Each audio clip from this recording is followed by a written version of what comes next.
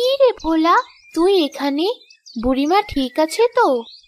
বুড়িমা ভালো নেই প্রকৃতি কন্যা। উনি হঠাৎ করে জ্ঞান হারিয়ে ফেলেছেন। এখনো জ্ঞান ফিরে আসেনি ওনার। আমরা তো সামান্য মুরগি, ওনার জন্য কিছু করতেও পারছি না। আপনি আর টুনি আমাদের সাথে বুড়িমার কাছে চলুন। অপেক্ষা কর ভোলা, আমি টুনিকে ডেকে নিচ্ছি। প্রকৃতি কন্যা এমনটা বলে নিজের শক্তির সাহায্যে ভোলাকে নিয়ে টুনির কাছে গেল।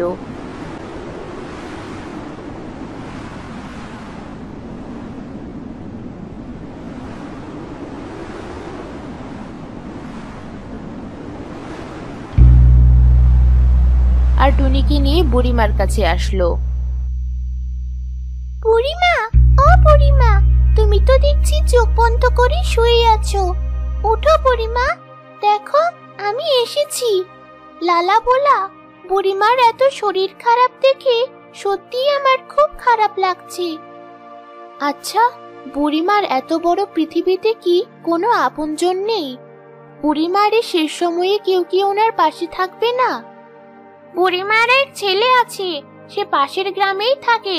বুড়িমার কোনো সহায় সম্বল ছিল না বলে বুড়িমাকে রেখে চলে গেছে। শুনেছি পাশের গ্রামেই নিজের বউ বাচ্চাকে নিয়ে আছে। কত বড় বদমাশ ছেলে, নিজের মাকে ভালোবাসে না, তাই মায়ের দুঃখের সময় মাকে রেখে চলে গেছে। সে যাই হোক, বুড়িমার এত খারাপ অবস্থা, বুড়িমার ছেলেকে খবর দেওয়া উচিত। লালা ভোলা, তোরা যা, তোরা গিয়ে বুড়িমার ছেলেকে নিয়ে আয়। এখনই যাচ্ছি প্রকৃতি কন্যা, চল লালা।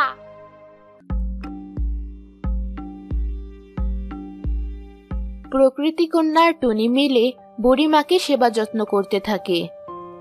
প্রকৃতি কন্যা, আপনি নিজের জাদু শক্তি দিয়ে কি বুড়িমাকে সুস্থ করতে পারেন না?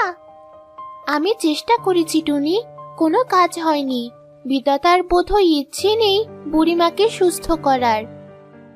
ওদিকে লালা ভোলা পৌঁছে যায় বুড়ির ছেলে আবিরের বাসায়।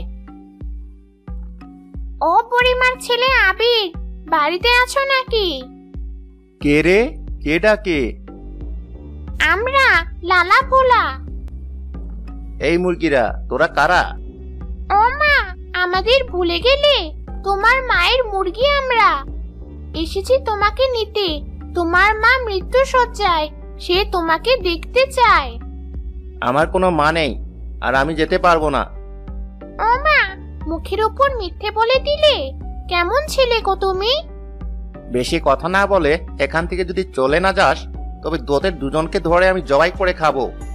এমনটা বলে আবির লালা ভোলার মুখের উপর দরজা বন্ধ করে নিজের ঘরে চলে যায়। লালা ভোলা মন খারাপ করে ফিরে আসে। কি রে লালা ভোলা, তোরা একা কেন এলি? বুড়িমার ছেলে আসেনি? না গো টুনি, সে আসলো না। সে কি, কেন সে আসলো না? লালা ভোলা আবিরের ব্যবহার সম্পর্কে প্রকৃতি কন্যা টুনিকে সব জানিয়ে দেয়। সব শুনে প্রকৃতি কন্যা বলে, এরা সন্তান নামের কলঙ্ক। যে মা 10 মাস পেটে ধরেছে তার অসুস্থতায় তাকে দেখতে আসছে না। কত বড় বেঈমান ছেলে! আপনি ভাববেন না প্রকৃতি কন্যা, এসব ছেলেকে কিভাবে নিয়ে আসতে হয় সে আমার ভালোভাবেই জানা আছে। এমনটা বলে টুনি উড়ে চলে আসে আবিরের বাড়ি। আবির ভাই, ও আবির ভাই, বাড়িতে আছো নাকি? টুনির ডাকে আবির ঘর থেকে বেরিয়ে আসে। আরে, একটু আগে এলো মুরগি, এখন এলো টুনটুনি। আমার বাড়িতে কি আজ পাখিদের মেলা বসেছে নাকি? ওসব আমি কিছু জানি না, তবে যা জানি তাই জানাতে আসলাম।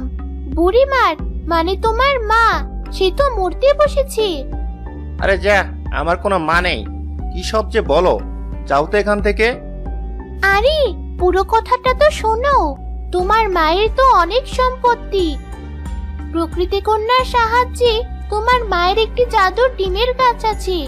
সেটা থেকে প্রতিদিন শত শত ডিম বিক্রি করে তোমার মায়ের তো অনেক টাকা পয়সা জমেছে। সে সম্পদগুলো নাকি এলাকার মোড়ল গরিব দুঃখীদের মাঝে দান করে দিবেন, কারণ তুমি তো তোমার মায়ের পরিচয়ই দিচ্ছ না। টুনির মুখে কথা শুনে আবিরের চোখ লোভে চকচক করতে থাকলো আর সে বলল, এ কথা আসলে আমারই ভুল। আমি ভেবেছিলাম এ অন্য বুড়িমা, এ আমার মা নয়। এখন বুঝলাম সে আমারই মা। তা আমাকে নিয়ে চল সেখানে। আহারে, আমার মা না জানি কত কষ্ট করছে। মায়ের পাশে আমার তো থাকা উচিত। এটা বলে আবির মিথ্যে কান্নার অভিনয় করতে থাকে। টুনি আবিরের কান্না দেখে মনে মনে বলে, কত বড় লোভী তুমি আবির! টাকা পয়সার কথা শুনেই তোমার মাকে তুমি চিনতে পেরেছো। সে যাই হোক, ও এখন বুড়িমার কাছে যাক। বুড়িমা যদি ওকে দেখি সুস্থ হয়, এটাই একমাত্র আশা। ওই টুনি, যাবে না? আমি তো উড়ে উড়ে যাচ্ছি, তুমি পিছে পিছে আসো। বেশ বেশ, আমি আসছি, তুমি যাও। টুনি উড়ে বুড়িমার বাড়িতে আসে আর প্রকৃতি কন্যাকে বুড়ির লোভী ছেলে আবিরের ব্যাপারে জানায়। এত লোভী ওই ছেলে, ওকে তো ওর লোভের শাস্তি পেতেই হবে। আসুক একবার। টুনি, লালা ভোলা, তোরা দরজার বাহিরে দাঁড়িয়ে থাক। লোভী ছেলেটা আসলেই আমাকে জানাবি।